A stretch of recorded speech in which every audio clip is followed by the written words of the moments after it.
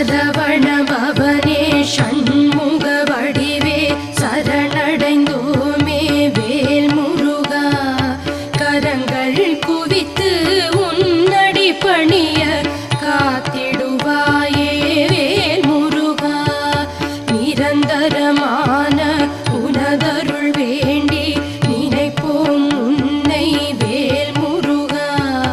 பரமன் மகனே பன்னிரு கரனே பணிந்து